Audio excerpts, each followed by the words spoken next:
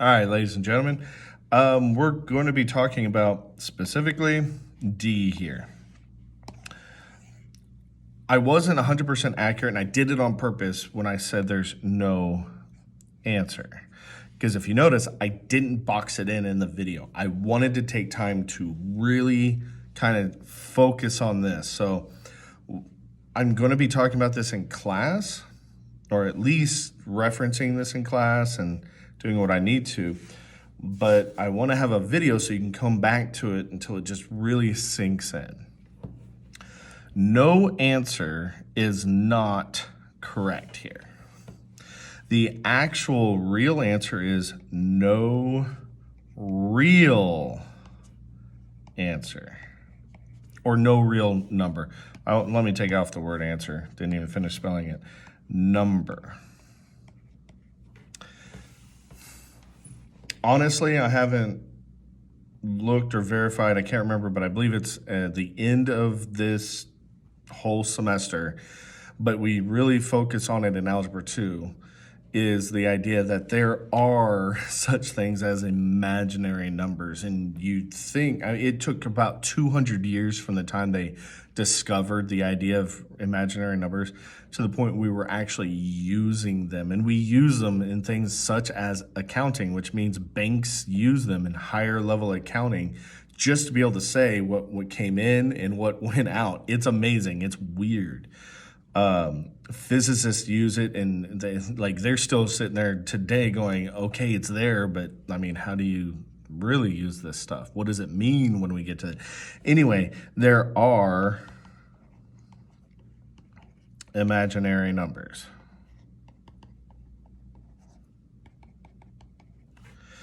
Because there are imaginary numbers, when we say no real numbers, it's not the same as there's no answer. What it means is our answer includes imaginary numbers. So we got to be very clear on how we say things and how we answer them. So there's no real number that represents the fourth root of negative 16. But we do have a way to write it, and that form is an imaginary number. And imaginary doesn't mean, oh, it's just in my imagination. I think they were kind of being playful when they named it imaginary number, or they just needed something to call it, and that's the best they could do.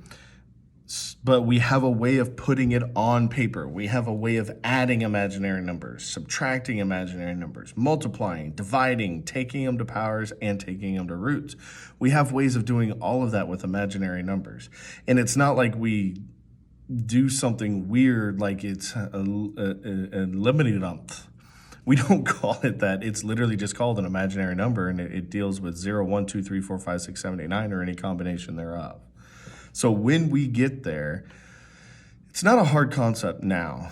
But before, we just didn't have a notation. We knew it existed. We knew it had to. Like, we knew there had to be some kind of answer. Before they just went, it doesn't exist. It can't exist. And we said, no, it exists. We can do it. We can add it. We can subtract it. We can multiply it. We can divide it. We can take it to a power. We can take it to a root. But how do we notate it became the question. We figured that out. We did that, and we have a way. So, if you see a radical or a negative under the radical sign, no matter what to the nth power, okay, it doesn't matter if there's a negative or not. We will eventually go over the way that we notate it and how we can work it and things like that. For now, your answer is no real number. It's not no answer. And I know I said that before, and a lot of people are probably going to run with it. But I say no answer because, we don't have an answer right now. We will have an answer once we know how to do it. Think of it this way. You kind of get the idea of adding groups before we ever talk about multiplication. So back in the day, we talk about as adding in groups, count by fives. That's the same thing as adding in groups of 5. So that's the same idea as multiplication, but we didn't call it that. We called it something else. And currently that's what I'm calling this. It's no answer is the same thing as no real number eventually. Because right now is not the time we're going over how to add, subtract, multiply, divide, power, or root imaginary numbers, okay? I hope it makes sense why I took a few extra 5-ish minutes to go over this one concept about why I said no answer, but and what I meant by it and being clear.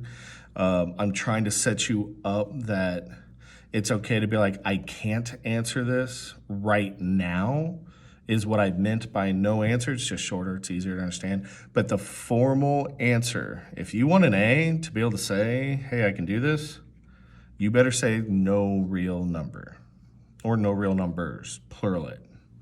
But no answer, you're still going to get credit for it because right now you can't give me an answer, so there's no answer you can give me, and that's what I was meaning by no answer before.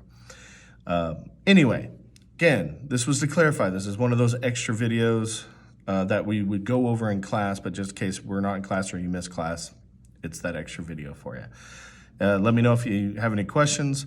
And no, the question is not, hey, what's an imaginary number? How do we do it? That's later on, okay? That's not the focus yet.